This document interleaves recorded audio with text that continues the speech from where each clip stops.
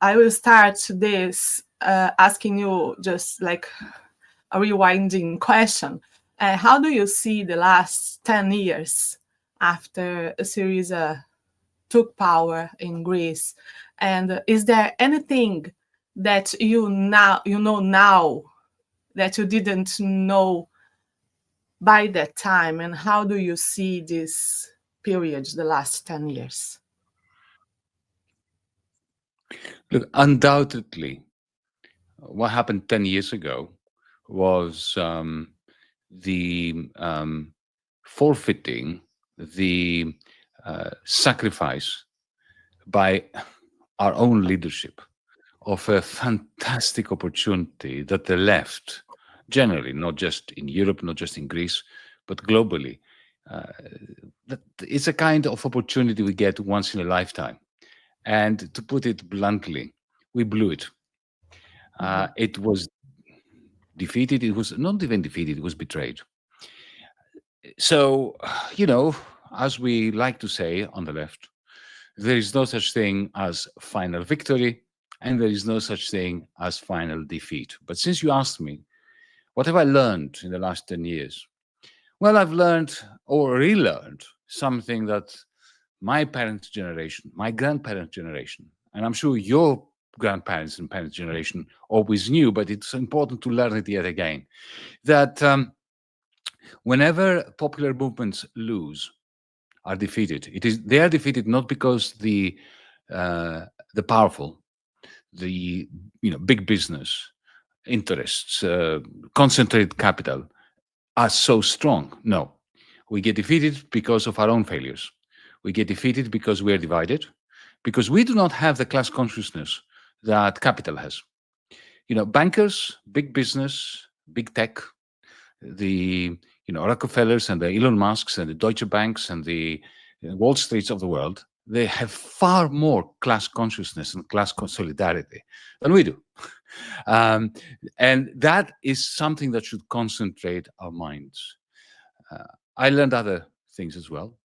For instance, that the powers that be, the great institutions of world power, people like, the economists and functionaries of the World Bank, of the International Monetary Fund, of the European Central Bank, of, those people who present themselves to the world as the adults in the room, as the technocrats, as the people in the know, the masters of the universe. They're grossly incompetent. I'm an economist. I spent all my life teaching at universities. I had assumed that big business, big banks, big finance employ personnel coming from the Harvards and the Yales and the Stanfords and the Cambridges and the Oxfords who are at the top of their game. They are a class enemy, but they are very good at it. It's not true. The people I met were highly incompetent. They just, they wouldn't be able to organize an escape from a brown paper bag. They, technically, if you look at them as economists, they were pathetic. They didn't understand basic economics. What else did I learn on top of that? That they didn't give a damn. Because it wasn't about economics. It wasn't about debt sustainability. It wasn't about, choosing the right interest rate. It wasn't about all those technicalities which they present as, the science of society. It wasn't about. It was about brute force. It was about, as Lenin put it, who does what to whom and what power they have over other people. And, no amount of intellectual prowess on our part, no amount of, good modeling of our economies could persuade them, because they didn't give a damn. They just wanted to crush anyone who challenges the authority of their paymasters. These are things that deep down every left-winger knew, but not to that extent, especially the degree of incompetence in their ranks, which, is also good news, because we of the left have a tendency, even if we don't admit it, to overestimate the enemy's abilities, capacities, understanding, technocratic dexterities, and to underestimate our own. So, comrades, they are not that good. The problem is that we're not united. And, once we get close to power, we of the left, we show a tendency towards ethical failure as well. And we need to be self-critical about that. If we lose, we lose because of what we do wrong, not because of the immense, exorbitant power of the enemy. Yes, that's a good point to start. And my second question is about where we are in Greece at the moment. Can you just give us a brief about what is Troika and what is the military Keynesianism that you are talking lately? Look, my friends and comrades in Brazil know what they need to know about Greece. Greece is a colony in the south of Europe of big European banks and big European capital. That's all you need to know. The reason why you're even interested in Greece is because the whole of the European Union, the European capitalist economy, was organized as a vassal of the United States, as an appendix of the United States. Europeans love to portray the European Union as a great European achievement. It's none of that. The European Union was designed by the Americans. It was part of the American plan, global plan, in beginning in 1944, even before the end of the Second World War, for world hegemony. And they needed a Europe that functioned as a supporting actor to the United States. They needed Europe to absorb the exports of the United States, because back then America, unlike now, was a net exporter. Europe was in ashes because of the war. And so this European Union was designed as a cartel of big business, which was functional to the interests of American capital accumulation. And that worked very well for 2 decades in the 1950s and 60s, as long as the United States were a surplus country. They were net exporters. Essentially, they were giving us the money. They dollarized us here in Europe, like they dollarized the Japanese. And in return, what they got was we bought their stuff, their airplanes and their washing machines and their refrigerators and so on. Until the end of the 60s, when they were no longer a net exporter. They were a net importer. So they blew up that system of the first 2 decades, called Bretton Woods, for anyone who remembers what it was called, with fixed exchange rates. And they created a completely different, the opposite. They inverted the system. So whereas between the 1950s and 60s, the United States was sending Europe and Japan, Europe and Asia, money, dollars, in order to continue to sell to Europeans and to Japanese their net exports. Once they were net importers, they sent money, dollars, in the form of their own trade deficit. The trade deficit was like a vacuum cleaner that was sucking into the territory of the United States the net exports of Germany, of Italy, of Japan, and later of China. And they were paying with dollars. And how did they manage to sustain that? Well, because the dollars that the German, Japanese, French, Italian, and later Chinese capitalists made went back to the United States. They were being recycled. It wasn't ecological, but it was a macroeconomic recycling scheme. The money went back to the United States to fund the American government's deficits, the American army, the American stock exchange, and American real estate. And that was the situation. And, Europe was, the European Union, and particularly the Eurozone, our common currency, was designed to be part of that system. But that system blew up in 2008. And the European architecture was simply not capable of handling this. So it started collapsing. So, when you have a block of flats that is architecturally, statically fragile, and there is an earthquake, like the 2008 great financial crisis, and it starts trembling and starts collapsing, right? It is the weakest apartment that will collapse first. That's Greece for you. So it's not that Greece was significant for being Greece. It was that it was the most fragile part of the fragile architecture of capitalist Europe. So the moment it started toppling over, they rushed to Greece because it became a laboratory, a dystopian laboratory. You see, what they wanted to ensure is that this crisis that they could do nothing, they created it. Big business, big finance, Wall Street, the banks. It was a banking crisis, 2008 crisis, right? Make no mistake. It was not a debt crisis. It was a crisis of the banks, of capitalism, which then later morphed into a debt crisis when the states took over all the losses of the banks. So the number one priority that decision makers had was to make sure that it's the working class that pays the cost of their own crisis, of the banking crisis, of their big business crisis.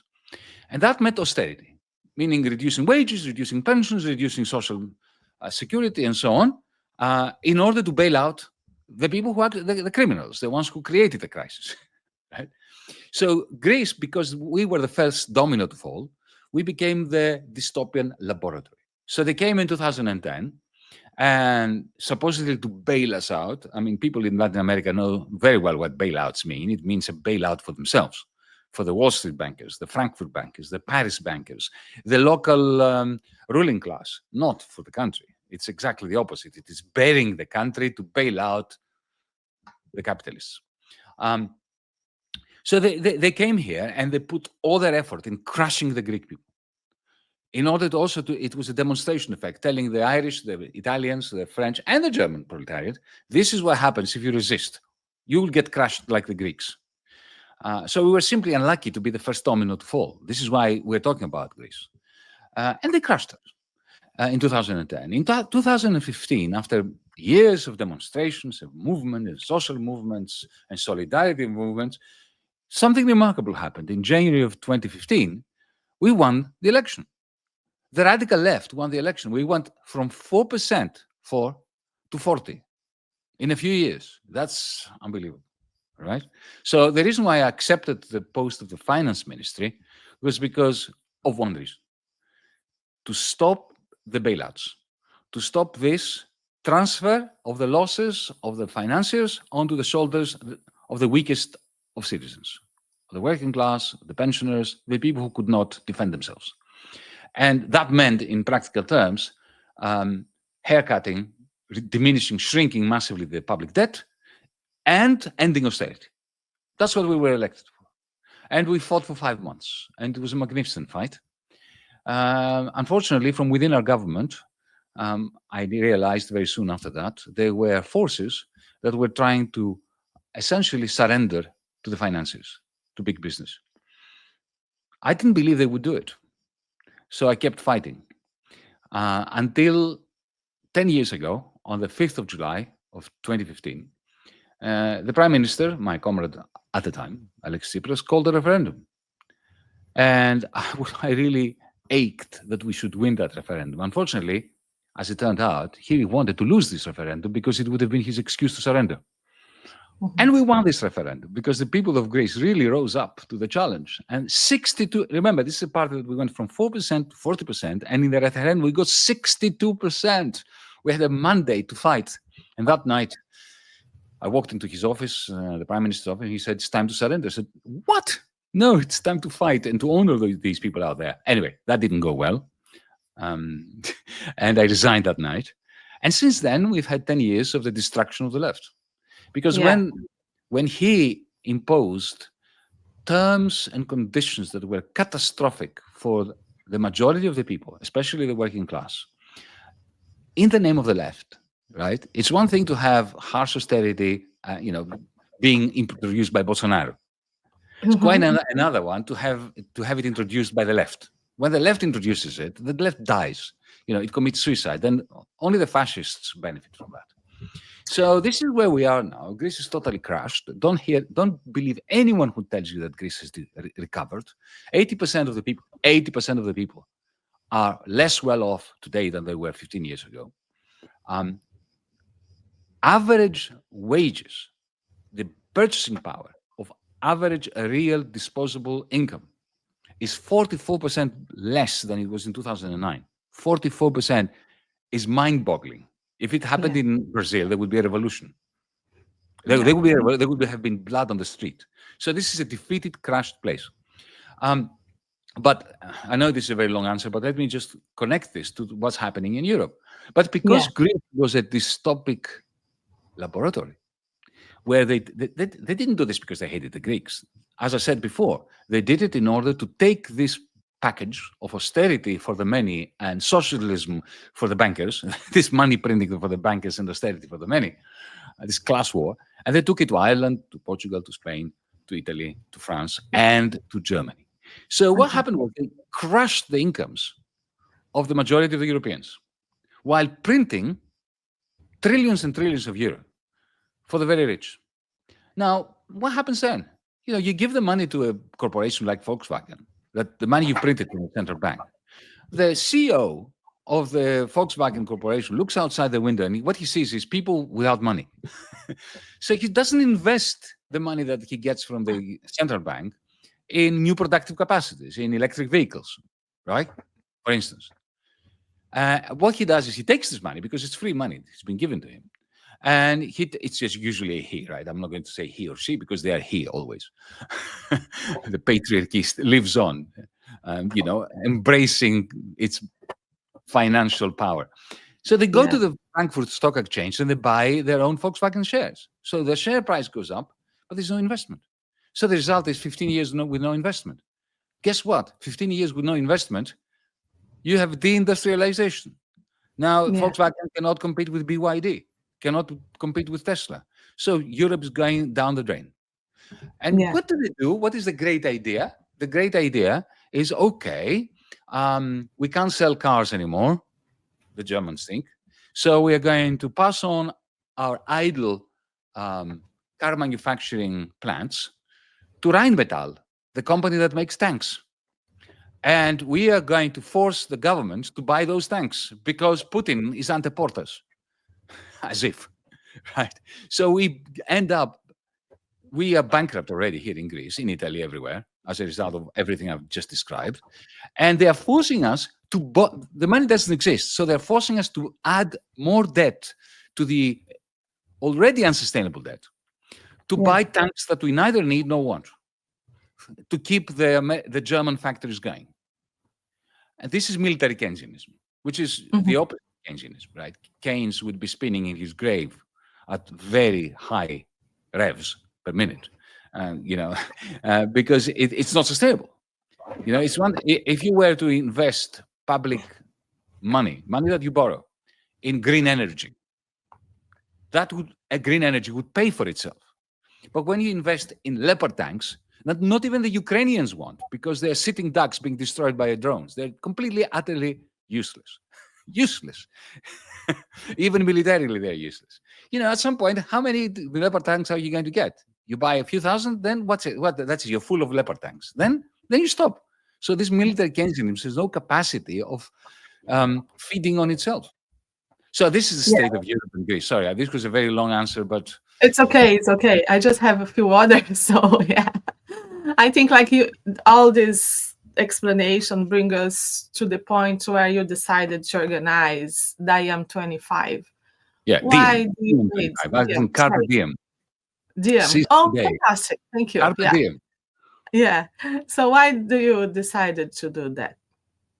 Well, the reason why we created the Democracy in Europe movement, Diem 25, Carpe Diem, is because something I said earlier. The bankers and the fascists are internationalists. They are true internationalists. If you go to Davos, I don't think you should. I haven't been, but theoretically, if you go to Davos and you see these bankers talking to one another, they are like brothers in arms. It doesn't matter whether they're Swiss, German, Nigerian, Brazilian, whatever. They love each other, and they will stick together. You attack one of them. If any government taxes one of them, the rest coalesce around them. And, they offer them solidarity and support. The fascists, look at Bolsonaro, Trump, Orban, Le Pen, Meloni. They love each other. They're utterly in each other's arms. They cooperate. They don't undermine each other. and then look at us progressives, Marxists, socialists, communists, whatever. We are hopeless. You know, I mean, we have created the Progressive International, which is a big step, and I'm very glad that we have many comrades in Brazil who are part of that. We did it for that. DiEM25 then moved on to create the Progressive International. But why? Because the left is so disorganized around the world. I mean, no level of coordination or solidarity comparable to that of the bankers or the fascists. So that's the point. The point is to create the level of solidarity that we need in order to counter, at the global level, the totally solidaristic bankers and the totally solidaristic fascists. Yeah. Doctor, how do you follow Brazilian politics, and how do you, if you do, like, how do you see Lula's leadership in the global South? And I will add to that question your thoughts about the BRICS. Sorry. Well, to begin with, even though I've never met Lula personally, I am very close and I'm friends with many of the people in the government. Let me state this for the record. Fernando Haddad, the finance minister, is a great friend. We work together. Look, the Bolsonaro years were a nightmare. So, you know, we all benefit from having Lula in the presidency. We all wish the government our best, and we will do whatever it takes to help, because it's a difficult task. The problem that most leftist Latin American countries have is that they may control the presidency, but they don't control the Congress. They don't control the regional governments. And a lot of what needs to be done with the support of the Congress. And in the end, I understand that they have to make compromises which undermine the capacity of the president and his team to implement their program. So they end up with the political cost. They have to pay the political cost of not being in control of the government. So they get all the blame for any failures or any delays in implementing the manifesto. You know, they don't get the benefit of the doubt, which they deserve, given that they don't control government. You know, I felt that when I was in government, people were saying, "Oh, you're in government." I said, "No, I'm not in government, and I'm not in power. I have the ministry, but I have very little power within my ministry as the Minister of Finance." So I feel for that, and I appreciate that that is a situation. The participation of Brazil in the BRICS is also a major, major source of hope, because let's face it, China is the only bulwark against imperialism at the moment internationally. You know, China is a work in progress in itself. I mean, there are lots of criticism I have for the Chinese regime, but nevertheless, it's a place that actually works. It functions. They are the adults in the room. They are the ones where popular movements and, you know, the working class have a chance, and they're doing really impressive stuff, both at the level of the factory, of the municipality, you know, grassroots democracy, which is far more boisterous in China than it is in Europe or in the United States. I mean, there's no democracy at the level of central government, but there is a lot of democracy at the grassroots level. So this, you know, having these large countries, China and Brazil, because of the BRICS, you know, it's China and Brazil. The rest are also rans, in my view. This is the real backbone of the BRICS. So this is very important. I would like more engagement in you know, what I consider to be our internationalist duty. For instance, when it comes to the one issue today, which is going to determine how future generations will look at us, at our generation, and that's Palestine. You know, there is a genocide going on. I would like to see Brazil join the Hague group that the Progressive International put together yesterday. They should be part of that. The Lula government must be part of that. They must not be weary of the Trump administration's response. The Trump administration is going to be menacing and poisonous towards Brazil whatever Lula does, because, it's in their nature. So join the hate group, join the attempt to marginalize Israel and its genocidal strategies, and play a more active role in finding a new monetary system at the BRICS level. I'm not talking about a common currency. What I'm talking about here is the BRICS, with the leadership of both China and Brazil, have the capacity to create something like the Bretton Woods system of the 1950s and 60s, democratized, nothing like the American-led Bretton Woods system, but something like that. I would like to see more engagement from the Brazilian government in this, because, given that Congress is not amenable, and it's creating difficulties for the Lula government, you may not have much time before, you lose the power to play a leading role. And, I do believe that Brazil and China together have to play a leading role. I mean, the rest of us, progressives here in Europe, we have no one else to turn to. So get a move on. Don't be coy. Stiffen your lip, and don't be scared of what Washington thinks of you. They don't think much of you. Yes, I think we should as well. We always leave the best part for the end. And my main motivation about this interview was your theory. It is your theory about tecnofeudalism. So I would like you to tell us.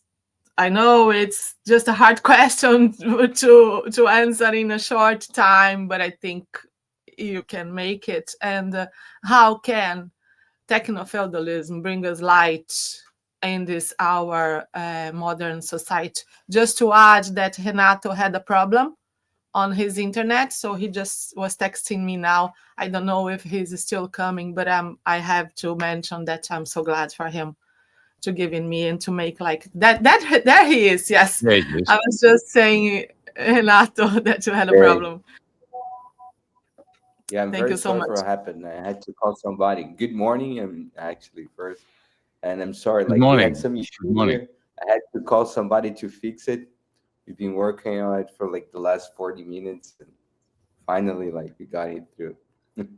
I was just saying thank you for making the bridge and giving me the opportunity. So I was just asking, sure. the best. Yes, the best is always at the end. I was just. Come on. Thank you. But I think you should go ahead, otherwise you're gonna break the format and Okay. Look, the point I'm making with my book entitled Tecnofeudalism, with a very difficult to take in your heart subtitle, a very controversial subtitle: What killed capitalism? What is killing capitalism? What killed capitalism? It's a subtitle that has really angered a lot of my comrades in the Marxist tradition.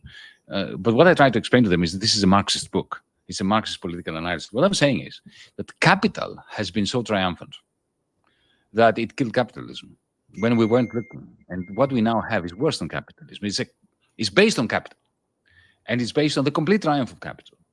But it's no longer capitalism in the sense of the old-fashioned idea of markets and profit being the two pylons, the two pillars of the system.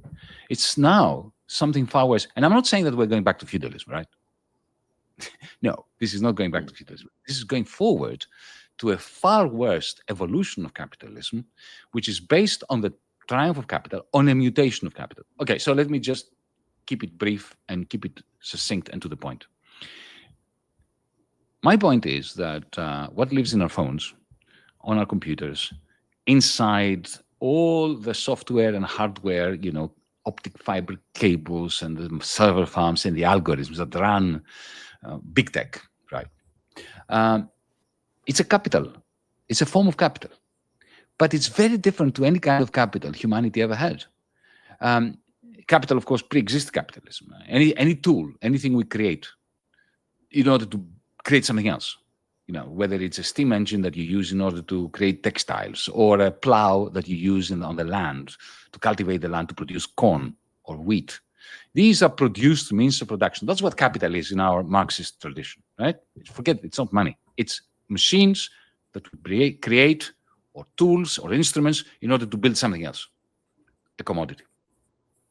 Well, these machines that we now are glued to with their screens, right, that they magnetize us, they're machines, produce means, but not of production. They're not producing anything except the power to modify human behavior directly, something that no capital equipment ever had. So, if you were Henry Ford, you had capital goods. You had, your plants, your machinery, your production line, mass production line, that allowed you to exploit labor, to grab surplus value from the proletariats who worked on those production lines to get your Model T that you then had to advertise to people to buy. But for that, you used advertisers, real human beings. Well, now, machines are hardwired into our brain, into our own soul. We train them to train us, to train them, so that they know us better, so that they give us good advice, so they win our trust, so that they can then direct our desires and create desires directly. Not an advertiser, but a machine creates desires that are tailor-made to me. And sometimes it offers me good advice and services that really I really want. I can't live without. I'm addicted to. And moreover, once that machine has imputed a particular desire in my heart, it sells to me the commodity that satisfies this directly, bypassing every market. Because Amazon.com, that's what it does. It bypasses every market and it sends a package to you. And Jeff Bezos collects a rent, which is 40% of the price.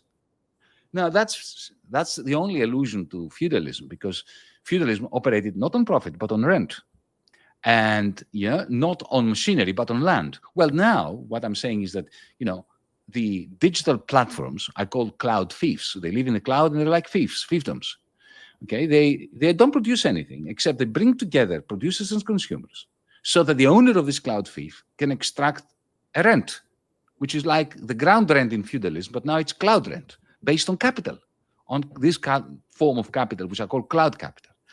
Folks, once we are in that world, this is no longer capitalism. It's a kind of, I call it tecnofeudalism. Now, some people say, oh, come on, it's still capitalism, Yanis, because it relies on capital. Okay, fine.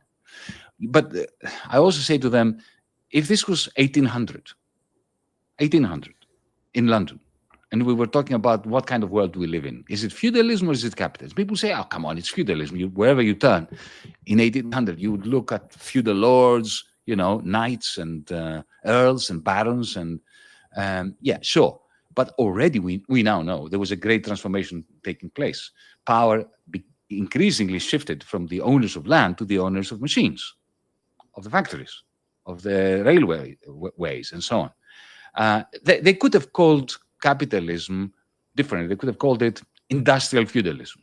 But I think it's good that they called it capitalism, because the human mind made it, it was shocked to understand this is not feudalism anymore. No kind of feudalism. This is something very different. This is why I'm saying that it's best to think of it as having gone beyond capitalism to something that is making capital even more powerful, because it's directly linked to our brains. But because it is directly linked to our brains, it is destroying markets, not monopolizing markets, destroying them. Amazon.com is not a marketplace. It has replaced markets with a fiefdom, which lives in the cloud. And unless you understand that, you can't understand the world we live in today. You can't understand why, for instance, Volkswagen will never be able to be competitive with Tesla or BYD. The reason is that Volkswagen doesn't have any cloud capital. It is not connected to the cloud with its own cloud capital, whereas Tesla is. That's why he bought, Elon Musk bought Twitter. BYD is connected with Baidu and so on and so forth. You can't understand why there's this new Cold War between the United States and China. It's got nothing to do with Taiwan. It's got nothing to do with the productivity and technological improvement of China. They knew that, the Americans, well before that. I mean, they actually made it possible for them. No, what it is that cloud capital now is concentrated in Silicon Valley and in China. So there are two poles of extreme power that flows out of cloud capital. American and Chinese. And what we see is the clash between these two. The BRICS. Why are the BRICS so terrifying to the Americans? They are terrifying because China has cloud capital that it has merged with BRICS Pay, which is a form of cloud capital based on blockchain. In a way, this agglomeration, this meshing together of Chinese banks, of BRICS Pay, of WeChat, the amazing application that they have to make free payments in China, of the digital money of the Central Bank of China, with Brazilian trade. This thing, the West doesn't have that. And the West cannot have it. Not because technologically they are behind, but because Wall Street will never allow big tech to share its financial rents. And they will not allow the Fed to have its own digital currency. You saw only last week, Trump's administration passed through Congress the so-called Genius Act, which bans the Federal Reserve from developing its own digital currency, whereas the Chinese have it, and the Brazilians are using it. Okay, and he has his own, and his wife has his own as well. Yeah, they're all corrupt. They've always been corrupt. We had corrupt politicians all over. That's why, as a Marxist, I'm making a class analysis, an analysis based on the form of capital, or this new form of capital, which is absolutely unprecedented and new and novel, which has created what I call tecnofeudalism. Yeah. So, Yanis, what I see, it's like in this new form of capitalism, you see a new way of concentration of power and wealth.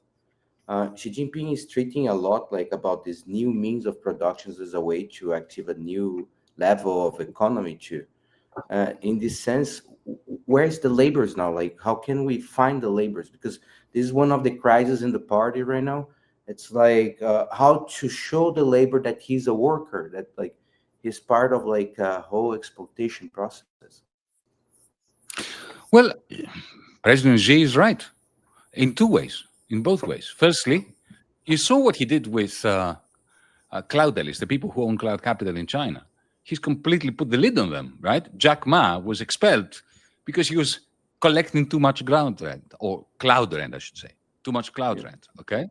And similarly, what they say to Baidu, to Bilibili and so on, if you overdo it, if you exceed your rent-seeking behavior beyond a certain level, you're out. Nobody in the West could do that. So he's right in doing that, okay? Because it's detrimental to the interests of society for so much cloud rent to concentrate in so few hands. And secondly, when they say that we are going to use these technologies, cloud capital, in order to enhance productivity, they're also right. Because remember what I said, Western cloud capital produces nothing. It's unproductive. Twitter is unproductive, or X. Facebook is unproductive. All it does, it produces power for Zuckerberg and Bezos and Elon Musk and Peter Thiel and so on to manipulate our minds. So in China, what they're doing is they're taking artificial intelligence, they're taking all the algorithms, and they are fusing them with machines to make them more productive in producing ball bearings, for instance, to increase the efficiency of the machines that produce ball bearings, to reduce the number of ball bearings that are defective, to essentially add value to the production process. And on the question of what do we say to workers, look, we have to escape laborism. As a Marxist, I'm against laborism. I don't believe that sweating all day in a factory is essentially good, and that we should preserve it. No, if we can have slaves that are mechanical slaves replace human labor that is soul destroying and body destroying, I don't believe that we should moralistically say, oh no, we need to keep people sweating all day because it's good for their character. No, it's not good for their character. And let me give you a very simple example, right? This comes straight out of Karl Marx, and it applies equally to steam engines and AI-driven machines. Suppose you have a factory of 1,000 workers, and they make, these plastic orange glasses, okay?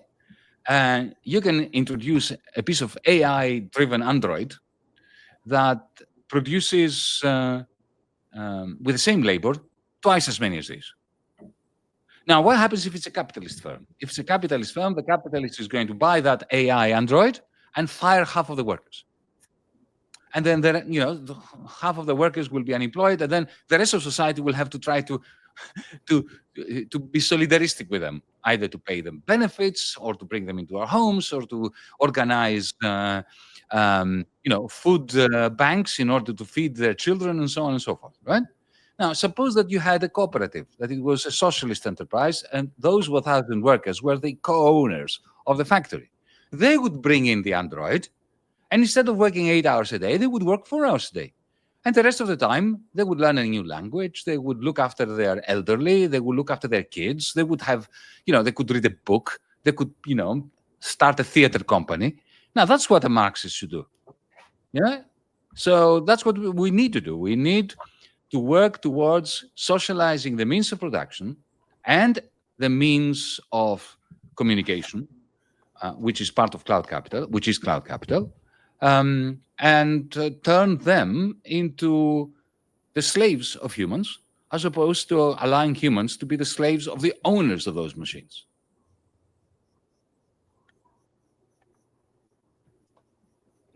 I think we are very, we can. Hello, Renato? Yeah, can you hear? Yes, my internet is kind of broken, but I think there's a complement just to the question. I don't know if it's convenient, but there's interesting signs of what you're saying, Yanis. In Brazil right now, we are fighting for reducing the shifts, right? We're discussing how to reduce the days, the working hours of work. Yeah, the working hours. And in China, there's a big discussion how the liver market, it's over-exploiting the workers and they're not considered workers, so they're open a discussion. There's even a movie called Upgrade that talk about the Meituan delivers, which really talks about how we have to improve their life conditions. So it's interesting how it matches to your discussion, to your point, in my point of view, of course. Well, entirely. Look, working lives in China have improved substantially over the last 10 years. And, wages have really gone up in the last 10 years. There's no doubt about that. But, the extraction of surplus value continues. And, a socialist project should all be about turning proletarians into owners. It's really very simple. It's not just a question of increasing the wage. Increasing the wage is an important stepping stone towards another goal. Karl Marx famously lambasted trades unionists who were asking for a fair wage. Remember what he said? There is no such thing. Mm-hmm. No wage can be fair. Because the idea of the wage goes hand in hand with the idea that somebody will own the means of production, who will not work the means of production, but who will receive profits. And then those who work the means of production will not own the means of production. Well, that is a system of industrial feudalism, which is called capitalism as well, which we should do away with. Now, AI, people tell us that AI will replace human works. Well, great. But the question is, who owns the AI? The question is not to regulate it. Forget about the regulation of AI, of cloud capital. It's a question of who owns it. So either society will own it, and society will benefit from the work it produces, or we're going to be slaves to the owners of AI, of cloud capital. So you see, the Marxist project of socializing the means of production has never been more pertinent and more topical than now. And now we can do it. You see, when Marx was writing, you couldn't imagine factories running without human labor. Now we can. We see it. Just go to any Apple factory. Go to any Tesla factory. Yeah, they work on their own, the machines. The question is, who owns them? Some rich bastard who lives in Miami and, who can't even go marriage in Venice. Count how much money he had. Yeah. Make his marriage in Venice. Doctor, we are very glad for your time, and we are furthermore than what we agreed. My last question would be, are you planning to go to attend the COP30 in Belém this year? The COP30? Never. I would never do that. because I consider these COP, the COP conferences, to be an insult to the intelligence of people who care about the planet. They're events that, in the interest, supposedly, in the name of the green transition, are effectively functioning as sordid conference, Davos-like meetings of vested interests who, greenwash their most brown or black, I should say, policies, and they bask in the light of caring about the planet. No, we should all go there in order to throw red paint at them or black paint at them, and to show them up for what they are. They're instigators and supporters of everything which is destroying the planet. So stiffen your tones, comrades. These are not exercises in ecological thinking and practice. These are exercises in pulling the wool over our eyes and continuing the destruction of planet and humanity. Thank you very much for your time. Saturday is my birthday. This is the best gift I would ever have. Thank you. Well, that's it really warms my heart to hear this. Happy birthday, and may we meet in 3 dimensions. Yes, I am in Ireland, so it's so close, and I dream to go to Greece someday. So yes, thank you, Renato. Thank you so much. Yeah, Thank it's you. a pleasure. Yeah, thank you.